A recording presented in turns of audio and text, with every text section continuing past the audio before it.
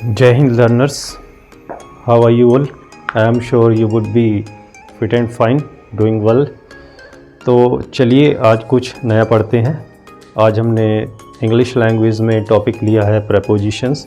जैसा कि आप देख सकते हैं, प्रेपोजिशंस को आसानी से समझने के लिए हमने इन्हें ग्रुप्स में डिवाइड कर दिया है।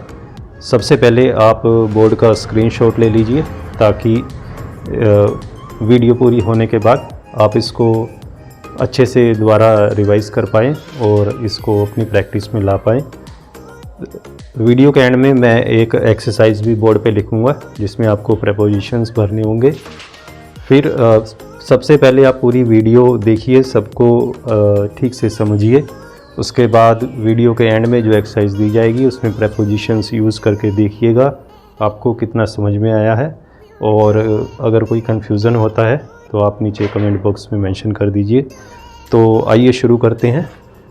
प्रेपोजिशंस को हमने 6 ग्रुप्स में डिवाइड किया है, जैसा कि आप देख सकते हैं बोर्ड पे मेंशन किया हुआ है।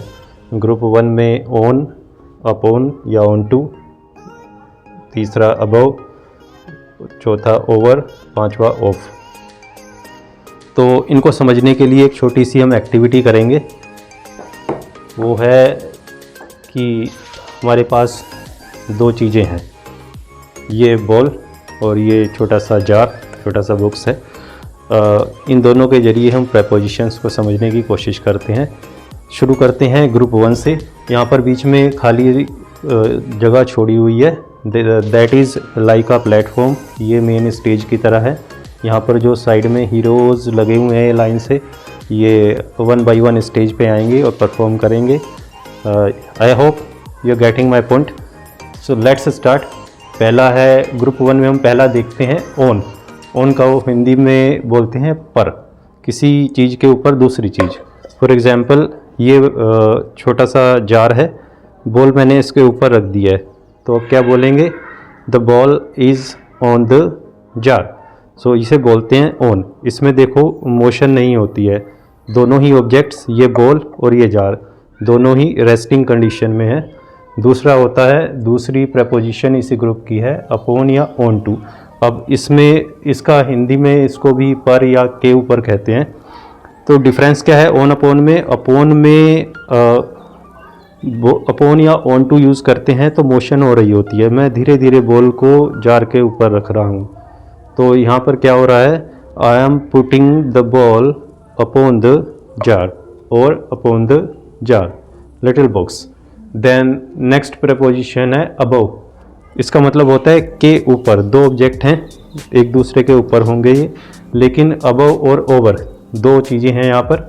दोनों ही केसेस में देखो टच नहीं होता है, सरफेस को टच नहीं कर रहा है।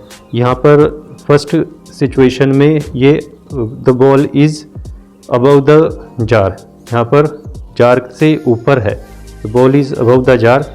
तो क्या डिफरेंस आ रहा है? यहाँ पर बॉल मोशन नहीं कर रही है, बॉल स्टेबल है, कोई मोशन नहीं है यहाँ पर। इसी को हम अगर बॉल थोड़ा हम डिफरेंट करें, बॉल इस तरह से अगर मोशन में आ जाएगी तो क्या हो जाएगा? Over the jar, the ball is moving over the jar.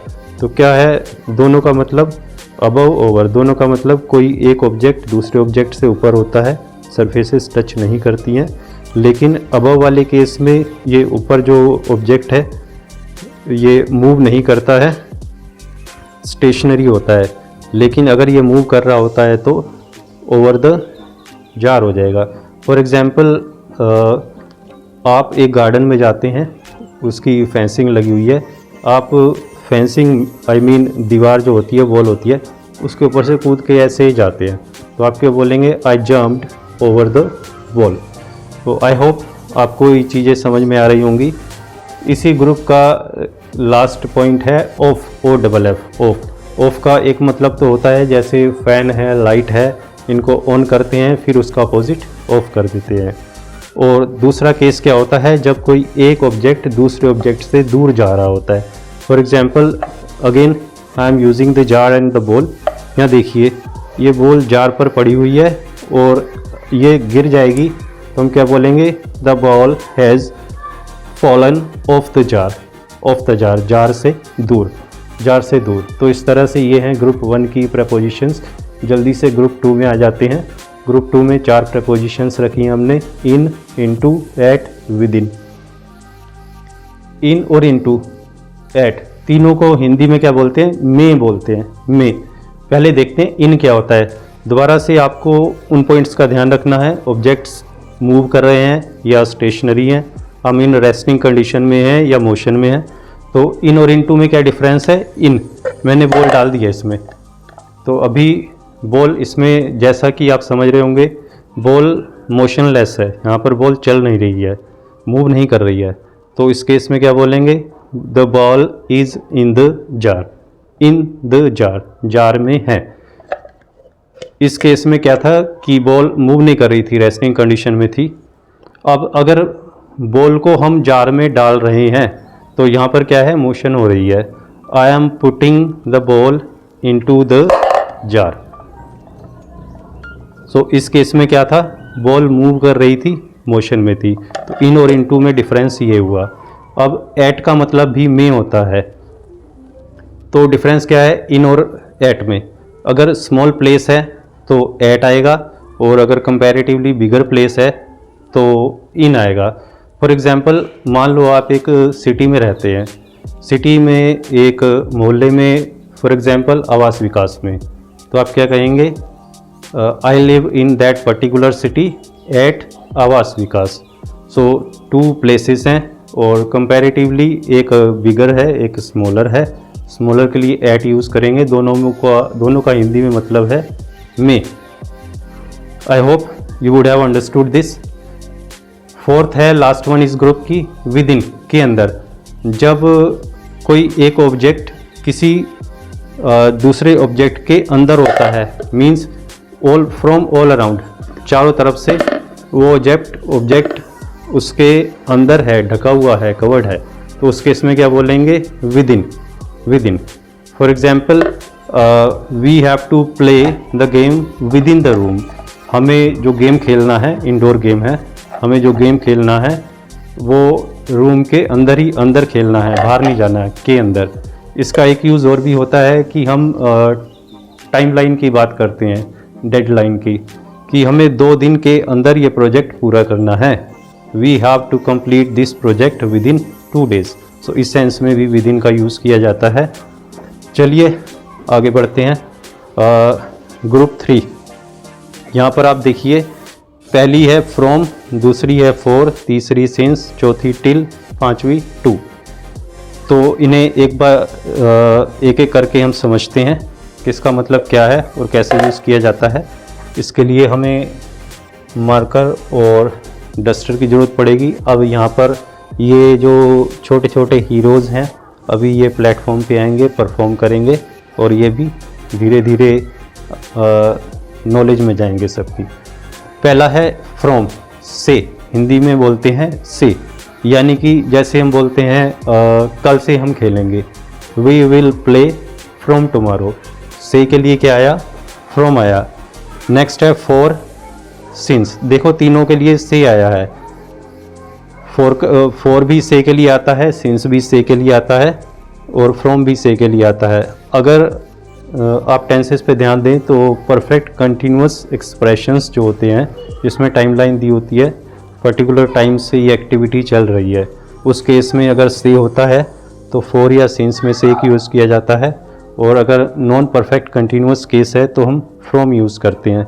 Like I said just now, जैसे मैंने अभी बोला, हम कल से खेलेंगे, we will play from tomorrow. यहाँ पर कंटिन्यूटी नहीं है और टाइम एक्सप्रेशन नहीं दिया है, तो हमें फ्रॉम यूज़ करना है। दूसरा होता है हम 10 दिन से खेल रहे हैं। यहाँ ये है परफेक्ट कंटिन्यूअस केस। यहाँ पर टाइमलाइन है, एक्टिविटी स्टार्ट हुई किसी पर्टिकुलर टाइम पे, 10 दिन पहले स्टार्ट हुई और अभी भी चल रही है, तो यहाँ पर हम फॉर या सिंस में से एक यूज़ करेंगे। अब कन्फ्यूज़न क्या हो सकता है कि फॉर यूज़ करना है या सिंस करना है, तो उसके लिए एक ट्रिक होती है। ट्रिक क्या है? फॉर नंबर के लिए यूज़ होता है और सिंस नेम के लिए। यहाँ पे नंबर आएगा, यहाँ पर नेम आएगा। कुछ एग्जांपल्स देखते हैं। इन दोनों का यूज़ हम परफेक्ट कंटिन्यूअस फॉर्म में करते हैं मेजरली, समटाइम्स एल्सवेयर भी यूज़ किए जाते हैं। तो पहला एग्जांपल है कि हम 25 डेज से प्रोजेक्ट बना रहे हैं। We have been making the project, since आएगा या फॉर आएगा, दोनों का मतलब से होता है। तो 25 क्या है? नंबर है। तो क्या आएगा? पीरियड ऑफ टाइम भी बोलते हैं इसको।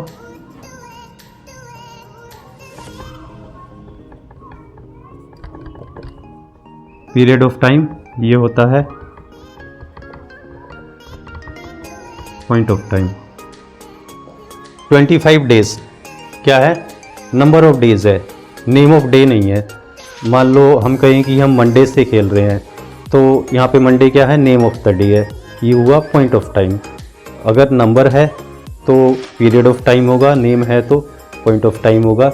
हम 25 डेज से खेल रहे हैं, यहाँ पर से के लिए 4 आएगा, 25 है जो कि एक नंबर है, पीरियड ऑफ टाइम है। और हम मंडे से खेल रहे हैं, तो उस केस में मंडे क्या है? नेम ऑफ अ डे है। सो उस केस में हम सिंस यूज़ करेंगे। We have been playing since Monday, for Monday नहीं बोलेंगे। एक और एग्जांपल लेते हैं। मेरा भाई 6 मंथ से कंप्यूटर सीख रहा है। तो इस केस में आप सोचिए 6 मंथ्स नंबर ऑफ मंथ्स है या नेम ऑफ द मंथ है? वेरी क्लियर, नंबर है, यानी कि पीरियड ऑफ टाइम है, 4 आएगा। और अगर हम बोलें कि हम मार्च से प्रोजेक्ट स्टार्ट कर रहे हैं, सो इन दैट केस मार्च क्या है? नेम ऑफ द मंथ है, तो उसके लिए क्या आएगा? पॉइंट ऑफ टाइम है, उसके लिए आएगा सिंस। आई होप ये आपको समझ में आ गए होंगे। आगे बढ़ते हैं। टिल, जहाँ पे भी तक आएगा वहाँ पर टिल यूज़ किया जाएगा। और टू का मतलब होता है को। टू पर्सन के लिए भी यूज़ किया जा सकता है, प्लेस के लिए भी किया जा सकता है। लाइक मैं यह डस्टर रोहित को दे रहा हूँ, I am giving this duster to Rohit. कल हम गांव को जा रहे हैं, we are going to the village. To the village, गांव को जा रहे हैं। टिल का मतलब है तक। लाइक 5 घंटे तक दरवाज़ा नहीं खोला जाएगा। The door will not be opened till 5 o'clock, 5 hours, 5 घंटे तक। सो टिल का मतलब हुआ तक। आगे बढ़ते हैं। ग्रुप 4, अंडर, बिलो, दोनों को हिंदी में क्या बोलते हैं? जहाँ भी होता है के नीचे, वहाँ पर 2 ऑप्शंस हैं, बिलो या अंडर। अंडर तब यूज़ करते हैं जब कवर्ड होता है। फॉर एग्ज़ाम्पल ये मार्कर है, मैंने इसको इसके नीचे लगा दिया, के नीचे, तो मार्कर देखिए यहाँ पर, मार्कर को डस्टर के नीचे लगाया, तो यहाँ पर क्या आएगा? अंडर आएगा, क्योंकि जो ऑब्जेक्ट नीचे है उसे ऊपर वाले ने पूरी तरह से कवर किया हुआ है, तो वो कवर्ड होता है। दूसरा होता है बिलो। बिलो नंबर्स के लिए भी यूज़ किया जाता है, लाइक 15 से कम, बिलो 15। तो उस केस में क्या होता है? दोनों सेम साइज़ के होते हैं, ऊपर वाला ऑब्जेक्ट, नीचे वाला ऑब्जेक्ट। और उसमें ऐसा नहीं होता कि नीचे वाले ऑब्जेक्ट को ऊपर वाले ऑब्जेक्ट ने कवर कर रखा है पूरा। तो क्या होगा कि उसमें दोनों ऑब्जेक्ट्स एक लाइन में हैं, लेकिन दोनों सेम साइज़ के हैं, एक को दूसरे ने पूरी तरह से कवर नहीं किया हुआ है, उस केस में हम यूज़ करेंगे बिलो। सो ये था ग्रुप 4। आगे बढ़ते हैं। ग्रुप 5, बिटवीन, अमंग, दोनों को हिंदी में बोलते हैं के बीच, के बीच। लाइक आपके पास, मान लो आपके पास एक बॉम्ब है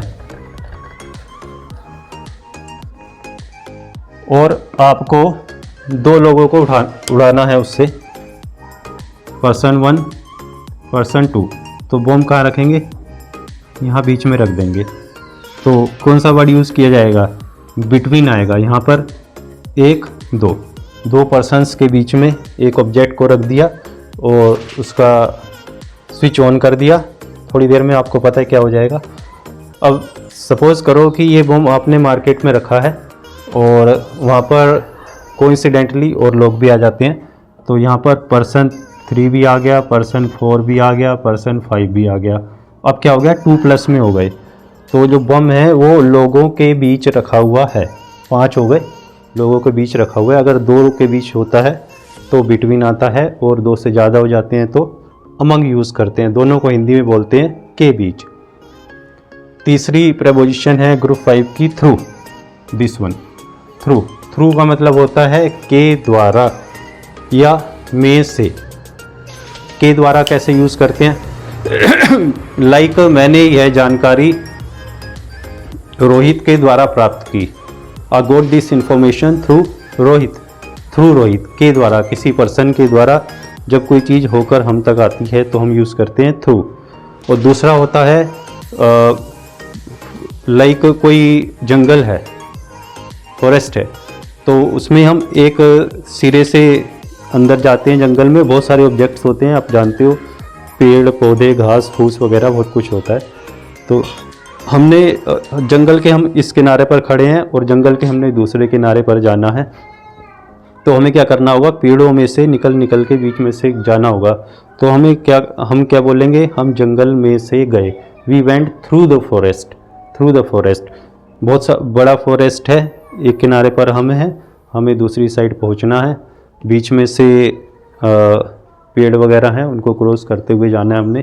तो उसमें से निकल कर हम जाएंगे तो थ्रू द फॉरेस्ट आ जाएगा। आपके पास एक बहुत बड़ा आंसर है और आपके टीचर ने बोला है कि उस आंसर को पूरा पढ़ना है।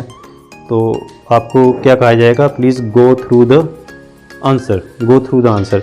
गो थ्रू द आंसर का मतलब वर्ड 1, वर्ड 2, वर्ड 3, वर्ड 4, आप हर वर्ड से होकर जा रहे हैं, first word to last word. तो आप क्या करेंगे? गो थ्रू द आंसर होगा।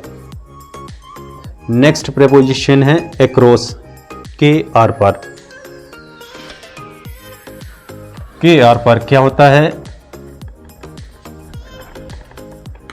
एक रोड है, यहाँ पर आप खड़े हैं और यहाँ पर आपको पहुँचना है। ये आपका डेस्टिनेशन है, यहाँ आपको पहुँचना है। तो आप क्या करेंगे? यहाँ से यहाँ जाएंगे। आप रोड के आर पार गए। You went across the road. Across the road. उसी के साथ साथ अब देखो, आप कहेंगे कि थोड़ी देर पहले थ्रू भी आया था, उसका मतलब भी यही होता है, के द्वारा या उसमें से होकर गुजरना। लेकिन थ्रू में क्या होता है? जो इनसाइड द स्पेस होता है, तो इनसाइड द प्लेस बहुत सारे ऑब्जेक्ट्स होते हैं। हम स्ट्रेट नहीं जाते हैं, बीच बीच में साइड से होकर गुजरते हैं, हमें दाएं बाएं रास्ता बनाना पड़ता है। अक्रॉस में हम सीधा स्टार्ट करेंगे और लाइक एन एरो सीधा दूसरी तरफ चले जाएंगे। यहाँ पर आएगा अक्रॉस।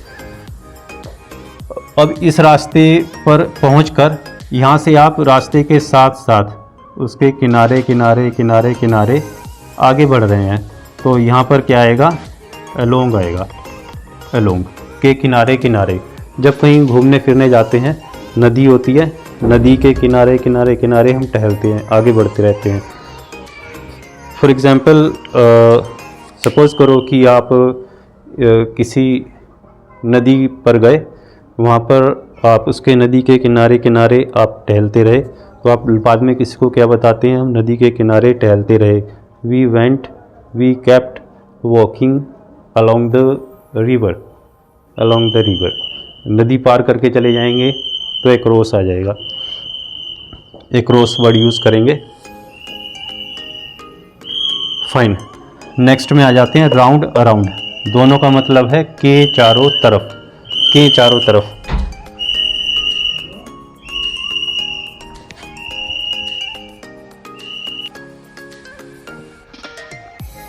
के चारों तरफ एक राउंड सा कोई ऑब्जेक्ट है, कोई प्लेस है। फर्स्ट केस में आप उसके ऊपर चढ़कर, लाइक कुआं होगा, कुआं देखा होगा आपने, कुआं होता है ना, उसके किनारे किनारे एक प्लेस बना होता है, ये कुआं है। इस कुएं की खासियत क्या है, इसमें से बहुत अच्छा फिल्टर्ड वाटर आता है। ये किनारे किनारे इसकी छोटा सा बॉर्डर बना हुआ है। अगर आप इस बॉर्डर के ऊपर चल रहे हैं तो क्या वर्ड यूज़ करेंगे, यहाँ पर देखिए राउंड अराउंड 2 वर्ड्स हैं। राउंड वाले केस में क्या होता है, टच होता है, राउंड। आपको कहना है कि मैं कुएं के चारों तरफ घूम रहा हूँ, चल रहा हूँ। I am walking round the well, I am walking round the well. Well के ऊपर है, आप उसके बॉर्डर पे चल रहे हैं ऊपर ऊपर, तो अराउंड हो जाएगा। यहाँ पर टच है, जो वॉकिंग ऑब्जेक्ट है वो उस टेबल ऑब्जेक्ट को टच करता हुआ उसके चारों तरफ घूम रहा है। अगर आप इस बॉर्डर से थोड़ा सा दूर यहाँ पर मूव कर रहे हैं, आप टच नहीं कर रहे हैं उसके बॉर्डर को, तो उस केस में आप क्या वर्ड यूज़ करेंगे, अराउंड वर्ड। इस केस में आप क्या कर रहे हैं, वेल के अराउंड वॉक कर रहे हैं। और अगर आप बॉर्डर के ऊपर चल रहे हैं, आप उसको टच करते हुए चल रहे हैं, ऑब्वियसली टच करेंगे, उसके ऊपर चलेंगे, तो उस केस में राउंड द वेल, यहाँ पर प्रपोजिशन यूज़ होनी चाहिए राउंड। अगर उसके चारों तरफ चल रहे हैं थोड़ी सी डिस्टेंस पे, तो around the well. Next, beside. Beside के बगल में, लाइक ट्रैवल करते हुए बस में, ट्रेन में, एरोप्लेन में बैठे होते हैं। आप यहाँ बैठे हैं, आपका फ्रेंड आपके बराबर में बैठा है, बगल में बैठा है, और आप किसी को बताते हैं मेरा दोस्त मेरे बगल में बैठा हुआ था, तो क्या कहेंगे इंग्लिश में, my friend was sitting beside me, मेरे बगल में, मेरे बराबर में बैठा हुआ था, बिसाइड। एक बिसाइड में अगर हम ऐसे जोड़ दें तो इसका मीनिंग चेंज हो जाता है, फिर डिफरेंट हो जाता है। बिसाइड का मीनिंग अभी आपने देखा है, बिसाइड के बगल में। लेकिन अगर आप कहेंगे बिसाइड्स, बिसाइड्स का मतलब होता है के अलावा या के अतिरिक्त। लाइक आपका कोई फ्रेंड है, वो एक राइटर है और शॉपकीपर भी है, तो आप जब उसके बारे में बताते हैं तो क्या कहते हैं, दुकान चलाने के अलावा वो लिखता भी है। तो besides running the shop he also rights, दुकान चलाने के अलावा वो लिखता भी है। Besides running the shop he also rights. तो बिसाइड और बिसाइड्स दोनों अलग अलग हैं, मीनिंग में डिफरेंस है दोनों के, इसका ध्यान रखिएगा। हम पहुंचते हैं अपने लास्ट ग्रुप की तरफ, ग्रुप 6। वहाँ पर आप देखिए कौन कौन सी प्रेपोजिशंस हैं। पहली है ऑफ, काया की के लिए, हिंदी में काया की बोलेंगे। दूसरी है बाई, जिसका मतलब होता है के द्वारा। विद, इसका मतलब भी के द्वारा होता है। अब यहाँ पर दोनों का मतलब के द्वारा है, तो हमें कैसे पता लगेगा हमें बाई यूज़ करना है या विद यूज़ करना है, तो उसका आंसर क्या है, पर्सन के लिए, जो पर्सन काम कर रहा है उसके लिए बाई यूज़ होगा, और जिस इंस्ट्रूमेंट से, जिस टूल से वो कर रहा है उसके लिए विद यूज़ होगा। चलिए इसकी बात बाद में करेंगे, पहले ऑफ देखते हैं। काया की, दिल्ली की सड़क, इस केस में क्या होगा, the road of Delhi, of Delhi, the road of Delhi आएगा, काया की के लिए यूज़ होता है। अब बाई या विद के लिए देखते हैं। आपने एक नाइफ़ लिया और नाइफ़ से आपने लकड़ी को काटा, ये लकड़ी है, मान लो ये लकड़ी है, ये नाइफ़ है, आपने नाइफ़ लिया और इसको काट के 2 टुकड़े कर दिए, तो क्या होगा, क्या इसके लिए क्या बोला जाएगा? The wood was cut by you, आपके द्वारा, आप करने वाले हो, डूअर हो इस एक्शन के, by you with the knife, आपके द्वारा नाइफ के द्वारा लकड़ी को काट दिया गया। The wood was cut by you with the knife. तो आई होप आप समझ गए होंगे बाई और विद कहाँ कहाँ पे यूज़ करना है। तो ये थे हमारे प्रेपोजिशंस। आई एम श्योर इनके मीनिंग्स आपको समझ में आ गए होंगे, किसको कहाँ पर कैसे यूज़ करते हैं, हिंदी में किसका क्या मीनिंग होता है। अब मैं यहाँ पर एक एक्सरसाइज लिख रहा हूँ, आप या तो स्क्रीनशॉट ले लीजिए या वीडियो को पॉज कर दीजिए और सोचिए या कहीं पर लिख लीजिए किस सेंटेंस में कौन सी प्रेपोजिशन यूज़ होनी चाहिए, ताकि आपको थोड़ा आइडिया लगे कि आपको कितना समझ में आ गया है और कितनी और मेहनत करनी बाकी है।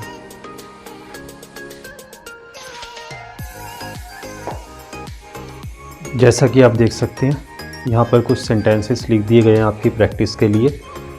आप ये सेंटेंसेस देखिए और अगर आप भी ट्राई करना चाहते हैं तो अपने पास एक नोटबुक और पेन ले लीजिए, उस पर सीरियल नंबर डाल के सिर्फ आंसर्स लिखने हैं, प्रेपोजिशंस लिखनी है जो यहाँ पर यूज़ की जाएंगी। कुछ सेंटेंसेस मैंने लिख दिए हैं और आप नेट से एक्सरसाइज डाउनलोड करके प्रैक्टिस कर सकते हैं। चलिए पहले से शुरू करते हैं। You have to keep this book the table, आपको यह किताब रखनी है टेबल पर। तो जब किताब रखी जाएगी टेबल पर तो वहाँ पर क्या होगी? मोशन होगी। तो क्या कौन सी प्रेपोजिशन यूज़ होनी चाहिए? टेबल पर, अपॉन या on to the table. Second example, the hero jumped the elephant, hero ने जंप किया, कूद गया एलिफेंट के ऊपर से। मूवीज़ में आपने देखा होगा हीरोज़ बड़े बड़े स्टंट्स करते हैं, तो यहाँ पर भी एक स्टंट हुआ है। हीरो जम्प्ड द एलिफेंट, पहले केस में हीरो, यहाँ पर एलिफेंट है, हीरो यहाँ से कूदा, यहाँ पर लैंड किया। उस केस में हीरो ने एलिफेंट को टच नहीं किया। तो प्रेपोजिशन कौन सी यूज़ होनी चाहिए? देखिए एलिफेंट, हीरो, तो यहाँ पर हीरो एलिफेंट के ऊपर से निकलकर दूसरी साइड कूद रहा है। के ऊपर दो ऑप्शंस हैं, अबव या ओवर। अब आपको सोचना है अबव आना चाहिए या ओवर आना चाहिए। मोशन होती है तो क्या आता है? अबव या ओवर? ओवर आता है। तो जंप्ड, ओवर। अब सपोज़ करो कि हीरो यहाँ से कूदा और यहाँ पर लैंड कर गया सेकंड ऑब्जेक्ट पे, तो इस केस में क्या प्रेपोजिशन आनी चाहिए? On to. थर्ड एग्जांपल देखते हैं, the match has been postponed Tuesday, match को पोस्टपोन कर दिया गया है ट्यूसडे को के लिए कौन सी प्रेपोजिशन आती है? सही सोचा आपने, टू आएगा। Fourth example, the fan is fitted the ceiling, ceiling छत के अंदर वाले पार्ट को सीलिंग बोलते हैं, अंदर वाली सरफेस को। इसकी जो आउटर सरफेस होती है बाहर ओपन होती है उसको रूफ बोलते हैं। तो फैन जो होता है सीलिंग के नीचे फिटेड होता है, के नीचे। अब दो ऑप्शंस हैं, बिलो या अंडर। अब आप समझ सकते हैं फैन को सीलिंग ने पूरी तरह से कवर कर रखा है, तो क्या यूज़ होना चाहिए? Under. Next example, we had to go the river, हमें जाना था रिवर के आर पार। सो के आर पार, एक किनारे से दूसरे किनारे तक पहुंचना था। के आर पार के लिए क्या यूज़ होता है? अक्रॉस।